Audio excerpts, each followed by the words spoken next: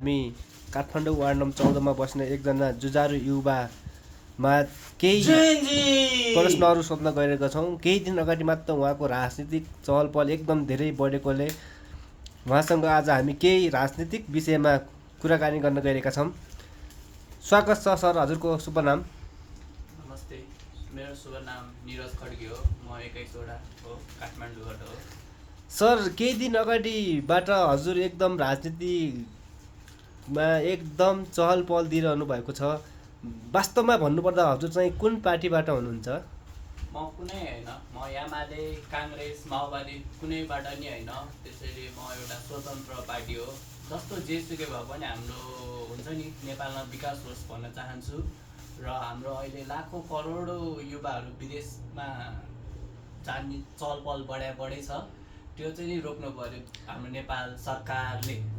तपाईँले आफू स्वतन्त्र हो भनेर दाबी गर्दै गर्दा यो 23 र 24 गतेको जयन्ती आन्दोलनभन्दा अगाडि तपाईँ एमालेको पूर्ण समर्थन गर्दै एमालेका विभिन्न कार्यक्रममा गइरहनु भएको थियो र अहिले भन्नुहुन्छ कि म स्वतन्त्र हो भनेर। हामीले कसरी विश्वास गर्ने सर?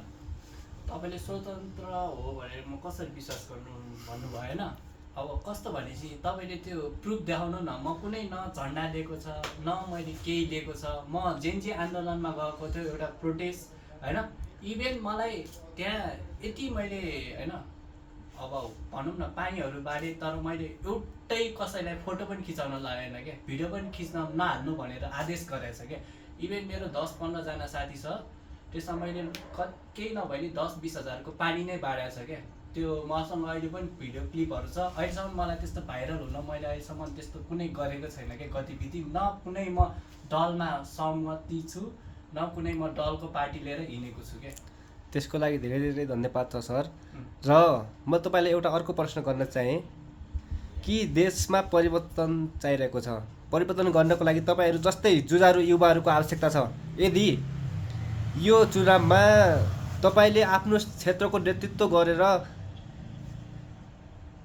संसद भवनमा जानुभयो भने आफ्नो क्षेत्रको लागि के कुराहरूको लागि बोल्न सक्नुहुन्छ सर? भनिदिनुहोस्। अब फर्स्टमा चाहिँ नि हामीलाई रोजगार नै चाहियो युवाहरूलाई होइन। खास गरी दिनको दिन हामी युवाहरू बाहिर जाने क्रम बढै छ। अनि अर्को चिज भने यहीँ हुन्छ नि, कामको व्यवस्था हुनु पर्यो र हत्या बलात्कार हिंसा रोक्नु पर्यो। अर्को कुरा भने जुन यो कर छली भइरहेछ, यो भ्रष्टाचारी नेताहरूलाई पछि पार्नु पर्यो। त्यसैले त्यही हो, जस्तो जे भए पनि आफ्नो क्षेत्रबाट सोचेर होइन अथवा बुझेर मतदाता दिनु हुनु भन्न चाहन्छु। अनि सर, तपाईँ आउने 21 गतेको चुनावमा तपाईँ पक्कै पनि परिवर्तन चाहनुहुन्छ? हजुर। परिवर्तन चाहँदै गर्दा तपाईँलाई लाग्छ कि 21 गतेको चुनावपछि देशमा कस्तो खाले सरकार होला, या नयाँहरूले बहुमत लिएर सरकार बनाउलान् या त्यही पुरानाहरूको बिकबिकी होला? के भन्न चाहनुहुन्छ यसमा? यो त बहुमत लिएर सरकार चेन्ज हुन्छ। पुरानोको नेताहरू पुरै फ्यालिन्छ र नयाँ युवाहरूले देश परिवर्तन गर्छ भन्ने मेरो सोच र धारणा छ। र हामीले जसो उठे पनि हामीलाई देश विकास चाहिएको छ। विकास मात्र भनेर हुँदैन। तपाईँहरू सबैजना एमाले, काङ्ग्रेस, माओवादी भनेर नहिँड्नु होला। पेट्रोल, मासु, चिउरामा नबिक्नु होला। अहिलेको समय भने डिजिटल हो। जसले जे नराम्रो गरेछ सोसल मिडियातिर हालिदिनु होला त्यो पोस्टहरू। त्यही भन्न चाहन्छु। तर हामीले जसलाई पनि म दाजुभाइ तथा दिदीबहिनी, हजुरबुवा, हजुरमुवाहरूलाई म के भन्न चाहन्छु भने हाम्रो अहिले एकदम डेभलप कन्ट्री चाहिएको छ। त्यसैले सोचेर विचार गरेर भोट दिनु होला। त्यसैले केही पैसामा नबिक्नु होला भन्न चाहन्छु। यस्तो भन्दै गर्दा सर, नयाँहरूले सरकार बनाउँछन् भन्नुभयो तपाईँहरूले। पुराना राजनीतिक दलहरूले त नयाँहरूलाई विदेशीको एजेन्ट हो भन्छन्। यसमा तपाईँको धारणा के छ? यसमा चाहिँ नि के छ भने अब यहाँ यो प्रश्नको उत्तर मलाई पनि अलिक गाह्रो पर्यो। यो चाहिँ म केही भन्न सक्दिनँ होइन। यो पुरानोको मान्छेले हामीलाई धेरै बिगार्यो हो। यस्तो भन्दै गर्दा सर, अहिले नेपाली काङ्ग्रेस पनि बदलिएर आइरहेको छ। त्यो एउटा देखाउने मात्र हो क्या। अहिले यो देखाउने भन्दा मुखले मात्र भन्ने हो। काम देखाउनु पर्यो नि बालेनले जस्तै बालेनले कति डेभलप गरेछ नि त यहाँ काठमाडौँमा, त्यस्तै गर्नु पऱ्यो नि। अब मुखले भनेर मात्र हुँदैन नि, गरेर देखाउनु पऱ्यो कि हामीलाई विकास काठमाडौँ चाहियो होइन। त्यही हो, हामीले स्वास्थ्य, शिक्षा होइन, खानेकुराहरू, गरिबीहरूलाई राहत हुनु पऱ्यो क्या। लाखौँ करोडौँ यहाँ मान्छे मरिरहेछ हो कि होइन उपचार नपाएर। तपाईँ गाउँमा जानु, तपाईँ त्यहाँ गाउँमा गएर सबै ठाउँमा बुझ्नु, कति मान्छेहरू विकट ठाउँमा न एउटा झुलुङ्गे राम्रो पुल बनेको छ। त्यो एमाले काङ्ग्रेस माओवादी एउटा खत्तम हो क्या, एउटा एजेन्ट होइन, बाहिरको सरकारले बाहिरको मान्छेले चलाइरहेको हो क्या यो पार्टी।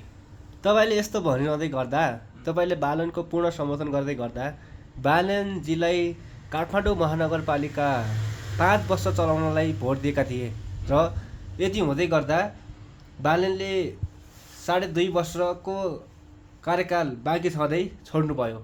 यो विषयमा तपाईँ के भन्न चाहनुहुन्छ? यो चाहिँ नि यस्तो हो, उहाँलाई चाहिँ नि अब धेरै सहन सकेन क्या, सहनै सकेन। अब उहाँलाई 6 महिनाको लागि पनि उहाँ प्रधानमन्त्रीको लागि अपर्च्युनिटी आएको थियो, उहाँले फोन उठाउनु भएन होइन। त्यो एउटा 6 महिनाको रिसेन्टलाई केही पनि हुँदैन, एउटा गठबन्धन बन्द लायो होइन, सुशीला कोइराला बनिरहनु भएको छ नि।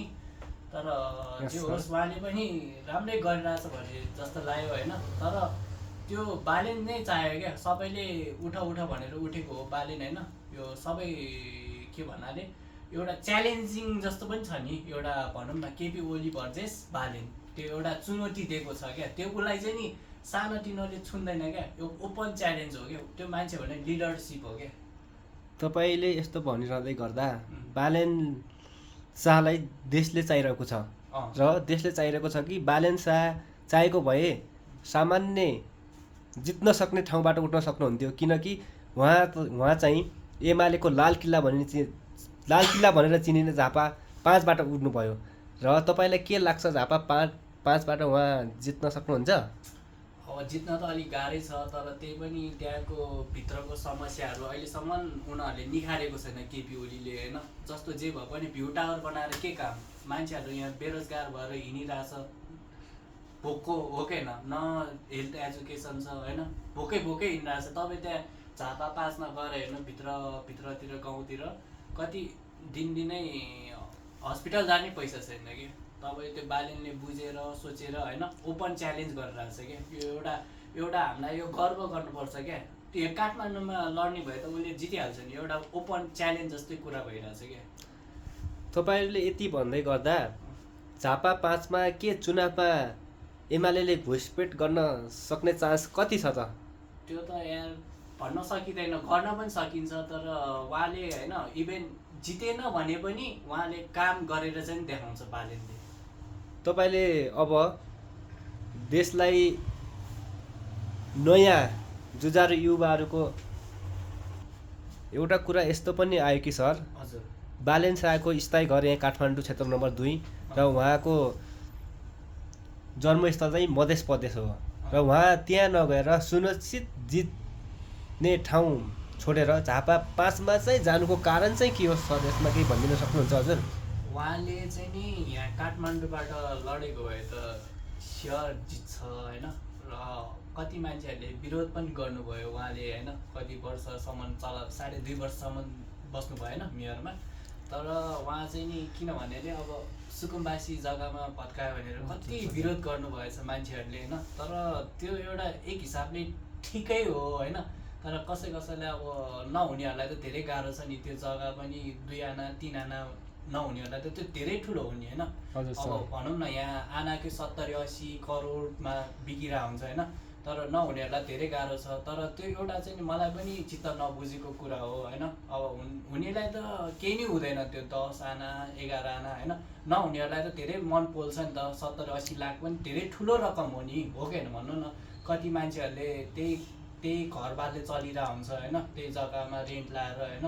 अब त्यो चाहिँ एउटा मलाई पनि अलिक नमजा लागेको हो। तर जे गर्नुभयो तर राम्रै गर्नुभएको जस्तो लाग्यो। त्यो एउटा चाहिँ मलाई पनि अलिक नराम्रो लाग्यो बालेनले गरेको। यो जेएनजी आन्दोलनपछि चाहिँ वैकल्पिक भनेर चिनेको राष्ट्रिय स्वतन्त्र पार्टीले आउने 21 गतेको चुनावमा चाहिँ बहुमत ल्याउँछु भनेर देशरथ एकदम कडा मेहनतका साथ गरिरहेको छ र सोसल मिडियामा पनि एकदम राष्ट्रिय स्वतन्त्र पार्टीको नै चर्चा छ। हजुर, र सोसल मिडियामा भएको चर्चा र रियलमा चुनावपछि आउने नतिजा चाहिँ फरक पर्छ। यस विषयमा चाहिँ तपाईँ के भन्न चाहनुहुन्छ? अब यो चाहिँ नि भगवान् जाने, अब रातारात जे पनि हुनसक्छ। यसमा चाहिँ नि केही मैले बोल्न चाहेन होइन। सोसल मिडिया भनेको चाहिँ नि एउटा यस्तो प्लेटफर्म हो, नराम्रोलाई पनि राम्रो देखाइदिन्छ, हो कि भन्नु न। तपाईँले जस्तै कुनै काम बिगारेको छ भने त्यो एडिट गरेर राम्रो गरेर देखाइदिन्छ। अब जस्तै प्याकै चर्चा छ एउटा बालेनको, अनि केपी ओलीले पनि कति कुराहरू तर्कहरू राखेको छ नि त अहिले। रिसेन्टली तपाईँहरू त्यो उसको पेजमा गएर हेर्नु न, कतिवटा उयो गरेछ होइन। अब त्यो गर्ने चिज पहिले गरेको भए कति राम्रो हुन्थ्यो हामी सबै नेपालीहरूलाई। अहिले चाहिँ नि आएर होइन हात्ती छिर्यो पुच्छर अर्के जस्तै कुरा गर्यो क्या त्यसले चाहिँ नि होइन। अब भनौँ न अहिलेको सोसल मिडियाबाट चल्ने नै जमाना हो क्या। आजभोलि जे गर्छ सोसल मिडियाले गर्छ क्या। सुन्नु सर, केही महिना अगाडि मात्र पनि बङ्गलादेशमा पनि यस्तै भ्रष्टाचार विरुद्ध आन्दोलन भएर त्यहाँको सरकार विघटन भएर चुनाव भइरहेको थियो। त्यहाँ पनि जेएनजी आन्दोलन भइरहेको थियो र त्यहाँ पनि नेपालको जस्तै वैकल्पिक राजनीति भनेर चिनिने नयाँ पार्टीले बहुमत ल्याउँछौँ भनेर एकदम लागिरहेको थियो। तिनीहरूलाई जेएनजीहरूको पनि साथ थियो बङ्गलादेशको, र चुनावपछि चाहिँ तिनीहरूको चाहिँ नराम्रो तरिकाले हार भयो। के यो नेपालमा पनि लागू हुन सक्ला त सर? अब यो चाहिँ नि यस्तो छ, यो क्वेसन चाहिँ खतरा गर्नुभयो तपाईँले होइन। तर यो चाहिँ नि यस्तो छ भने अब कस्तो भने नेपालीहरू भेडा हो भन्छ क्या। अब पनि बहुमतले जितेन भने नेपालीहरू भेडा हो क्या।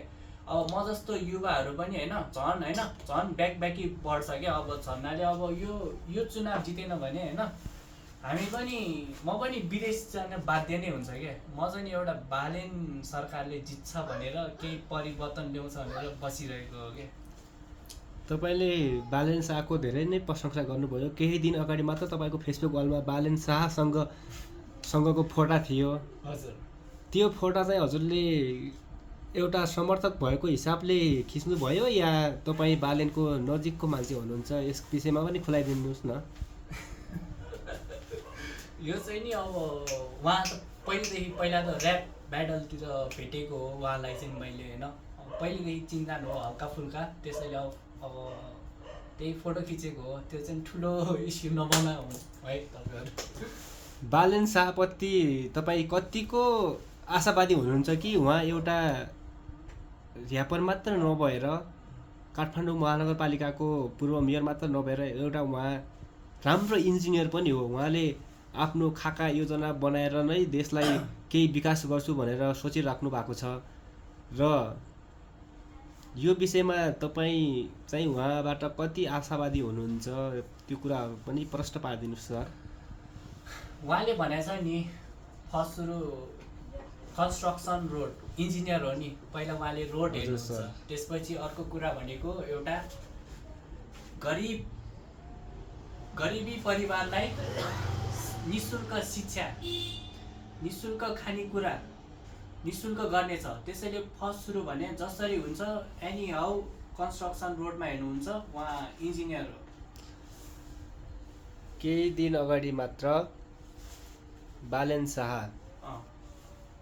पूर्वको झापादेखि पश्चिमको दार्चुला, बझाङ, बैतडी, कञ्चनपुर हुँदै देशका विभिन्न ठाउँमा चुनावी आमसभा गर्न जानुभयो र उहाँको क्रेज पनि एकदम धेरै ठुलो मात्रामा देखियो।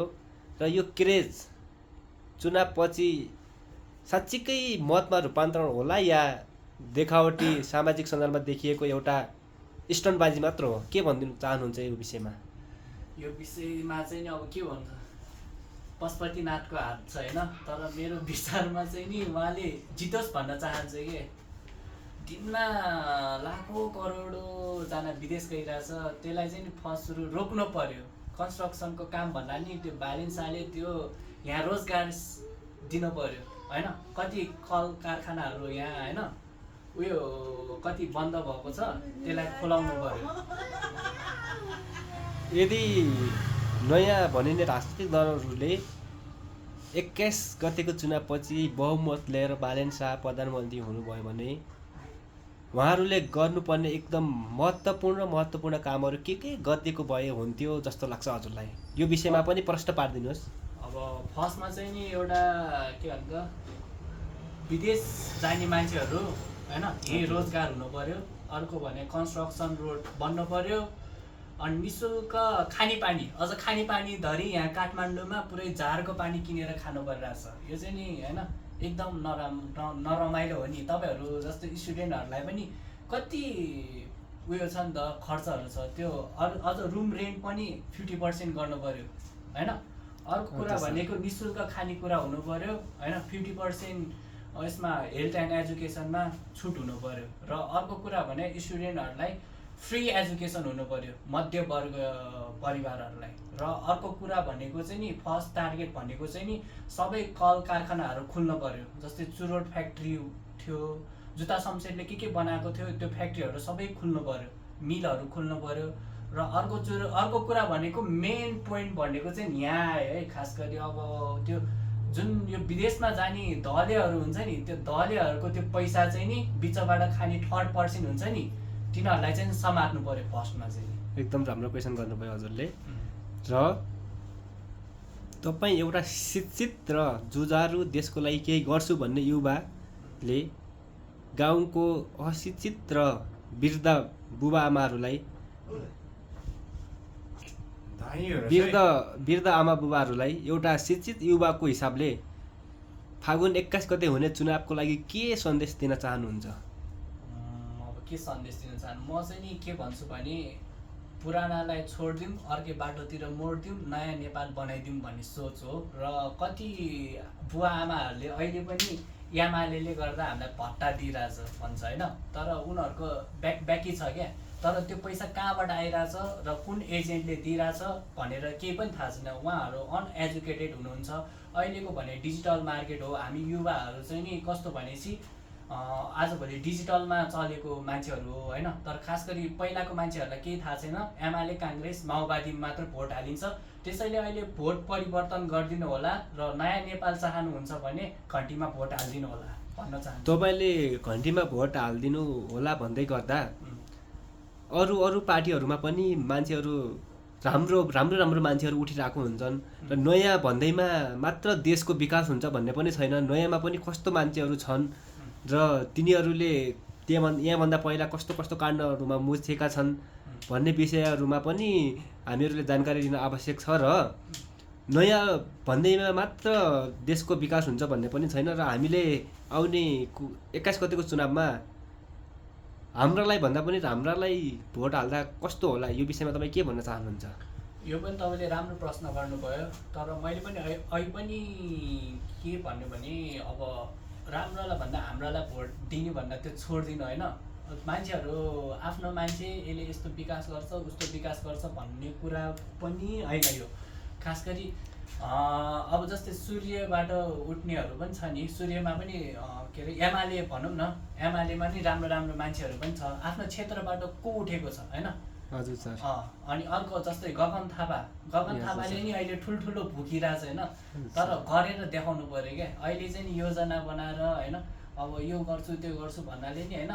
अब जस्तै त्यहाँको मान्छेको के कस्तो उहाँको व्यवहारले नि चिनिन्छ नि त मान्छेको होइन। सोच धारणा होइन के कस्तो छ त्यहाँ सोचेर मात्र विचार गरेर मात्र भोट दिनु होला। जस्तै घन्टीबाट कोही नराम्रो छ भने त्यहाँ घन्टीमा भोटै नहालौँ होइन। जस्तै सूर्य राम्रो छ भने सूर्यमा भोट हालौँ होइन। जुन कुन क्षेत्रबाट को राम्रो उठेको छ उसको भिजन होइन, अथवा उसको के नेचर छ होइन, अथवा के कसो बुझेर मात्र भोट हाल्नु होला भन्न चाहन्छु। तपाईँले यति धेरै कुराहरू गरिरहँदा, राष्ट्रिय स्वतन्त्र पार्टीको समर्थन गरिरहँदा राष्ट्रिय स्वतन्त्र पार्टीका सभापति पनि स्वयं आफै सहकारी ठग भनेर विभिन्न किसिमका आरोप प्रत्यारोपहरू लागिरहेको छन्। यो विषयमा जिल्ला अदालतहरूले पनि उहाँहरूलाई धरौटीमा रिहा गरिरहेको छन्। यो विषयमा चाहिँ हजुरलाई केही जानकारी छ? यसमा चाहिँ मलाई केही जानकारी छैन। अब त्यही त हो नि, आजभोलि सोसल मिडिया एकदम पावरफुल छ। अब के कस्तो छ त्यो चाहिँ मलाई थाहा छैन होइन। अब उहाँ अब नभएको पनि भन्ने न भएको होला। यदि भएको हो भने कारबाही चाहिँ हुनुपर्छ। त्यो कारबाही चाहिँ हुनुपर्छ। अब के गर्नु, अब त्यस्तै हो होइन। नेपाल त्यही सोसल मिडियाले जे पनि गर्न सक्छ। हामी अब अन्तिम चरणमा छौँ र तपाईँ 21 गते आउने चुनावको लागि के सन्देश दिन चाहनुहुन्छ छोटकरीमा भनिदिनुहोस्। Respect you all Nepalese, to my die of big family